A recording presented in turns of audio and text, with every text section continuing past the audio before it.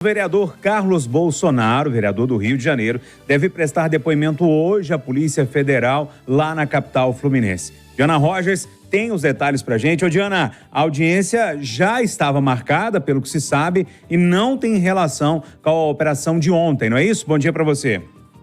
Uma relação com o episódio que aconteceu no ano passado. O vereador Carlos Bolsonaro deve prestar depoimento às 9 horas da manhã, está marcado para esse horário, na sede da Polícia Federal, na Praça Mauá, zona portuária do Rio de Janeiro. Vereador que a gente lembra ontem foi alvo de uma operação da Polícia Federal. No entanto, segundo afirmou o ex-presidente Jair Bolsonaro à CNN Brasil, nesta segunda-feira, essa oitiva não teria relação com as buscas e apreensões que foram feitas ontem durante essa operação da PF contra uma organização criminosa que se instalou na ABIN, Agência Brasileira de Inteligência, para monitorar ilegalmente autoridades públicas. A oitiva, ela já teria sido marcada há algumas semanas e se refere a uma publicação que foi feita por Carlos Bolsonaro em agosto do ano passado. Foi uma publicação feita no Twitter, o antigo Twitter, e tida como ofensiva ao diretor da Polícia Federal, Andrei Rodrigues. Carlos Bolsonaro republicou uma postagem do perfil Dama de Ferro que traz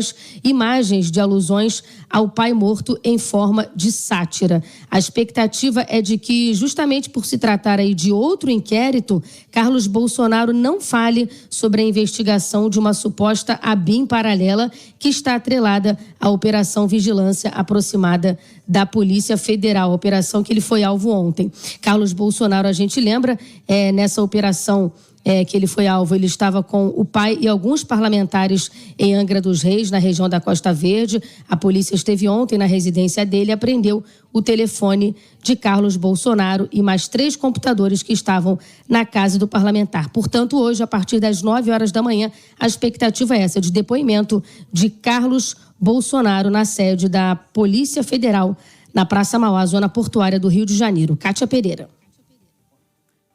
Nessa segunda-feira, o vereador Carlos Bolsonaro foi alvo de uma ação sobre um suposto esquema de espionagem na ABIN, Agência Brasileira de Inteligência.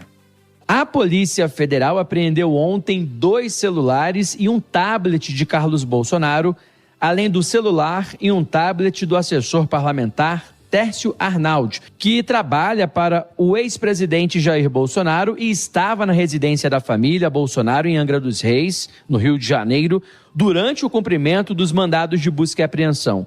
Tércio e Carlos Bolsonaro são investigados por suposto uso da ABIN para monitorar adversários políticos de forma ilegal. O ministro-chefe da Secretaria das Relações Institucionais, Alexandre Padilha, afirmou que a operação da Polícia Federal foi mais um passo contra o que chamou de gabinete paralelo da ABIN, criado pelo governo anterior. A organização criminosa foi detalhada pela CPMI. O crime do dia 8 de janeiro, aquela organização criminosa que fez vários atos preparatórios para o crime de 8 de janeiro, que essa organização criminosa tinha tentáculos em várias instituições, inclusive utilizando mecanismos paralelos, como é o caso dessa ABIN paralela que foi criada por essa organização criminosa do governo anterior.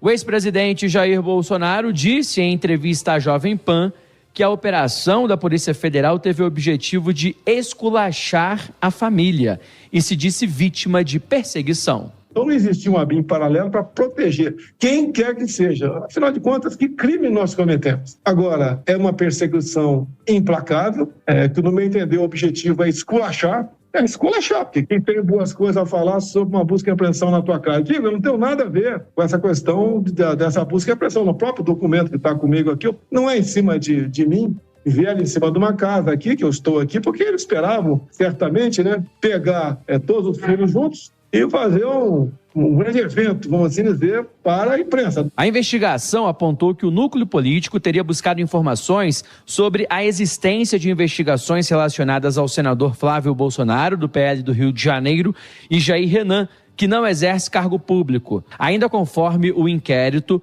o suposto uso ilegal da ABIN teria acontecido entre os anos de 2019 e 2021, quando era comandada pelo atual deputado Alexandre Ramagem, do PL do Rio de Janeiro, que foi alvo de busca e apreensão na semana passada. As demandas, segundo a investigação, eram tratadas por Carlos Bolsonaro e Alexandre Ramagem por intermédio de assessoras, que também foram alvo de busca e apreensão pela Polícia Federal. São elas Luciana Paula Garcia da Silva Almeida e Priscila Pereira e Silva. A Polícia Federal também investiga outros 3 núcleos que teriam utilizado a estrutura da ABIN ilegalmente. De Brasília, Jonathan Ferreira. Agora às 7h09, a gente segue em Brasília porque o Brasil piora no ranking global que mede a percepção da corrupção em 2023. De Brasília, o repórter Pedro Nascimento tem os detalhes. Oi, Pedro, bom dia.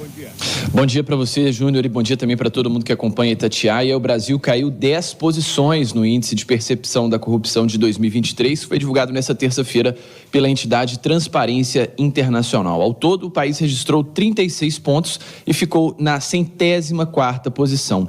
Esse índice, ele mede como especialistas e empresários enxergam a integridade do setor público nos 180 países que fazem parte desse ranking. A nota vai de 0 a 100, onde 0 significa altamente corrupto e 100 significa um país muito íntegro. Só lembrando que nenhum país atingiu a pontuação mínima e também a pontuação máxima. Quanto melhor a posição no ranking, menos o país é considerado corrupto. O Brasil ficou com a mesma pontuação de países como Argélia, da Sérvia e também da Ucrânia. O país mais bem classificado nesse ranking foi a Dinamarca, como eu disse, não chegou aos 100, mas fez 90 pontos, e na parte contrária da tabela, a Somália recebeu a menor pontuação com 11 pontos. De acordo com o organismo internacional, o combate à corrupção é constituído sob 3 pilares de um sistema de controles: o judicial, o político e o social, pilares esses que, segundo a análise do relatório, o Brasil passou a atacar nos últimos anos, principalmente durante a gestão do governo Jair Bolsonaro. Para introduzir essa crítica, o relatório da entidade cita o ex-presidente como um retrocesso no combate à corrupção do país, fazendo críticas principalmente ao desmonte de marcos legais, de instituições anticorrupção, que o país levou décadas para construir. Com relação ao governo do presidente Lula, o relatório também fez algumas críticas, por exemplo, com a flexibilização da lei das estatais, aquela que permitiu com que o governo nomeasse para empresas como a Petrobras, por exemplo, políticos que ainda estivessem recentemente no cargo.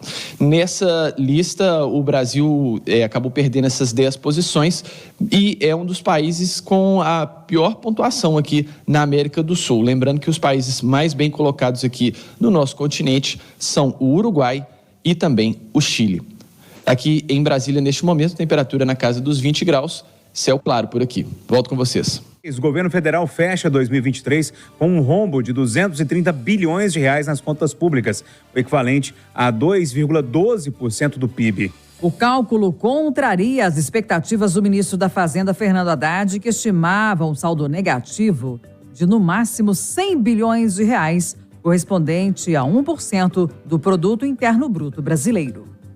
O ministro da Fazenda, Fernando Haddad, afirmou que o déficit nas contas públicas de 230 bilhões de reais em 2023 foi motivado pela decisão do governo Lula de quitar as dívidas herdadas da gestão do ex-presidente Jair Bolsonaro.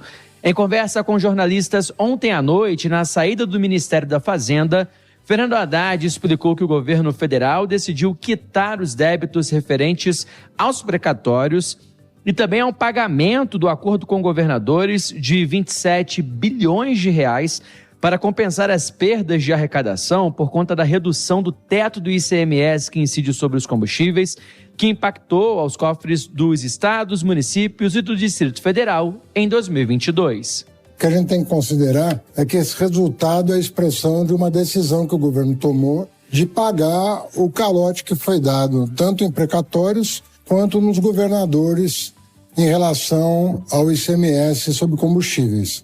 Então, desses 230 bilhões, praticamente a metade disso é pagamento de dívida do governo anterior, que poderia ser prorrogada para 2027 e que nós achamos que não era justo com quem quer que fosse o presidente na ocasião. Fernando Haddad ressaltou que o governo decidiu colocar ordem nas contas públicas no primeiro ano de gestão do presidente Luiz Inácio Lula da Silva e avaliou que o mercado reagiu bem à decisão. É a segunda vez, desde a redemocratização, que o Estado brasileiro dá um calote. A primeira foi no governo Collor e a segunda no governo Bolsonaro. E eu penso que o mercado entendeu, reagiu bem àquilo que estava programado. O segundo aspecto foi a decisão do STF, também em relação ao pleito dos governadores.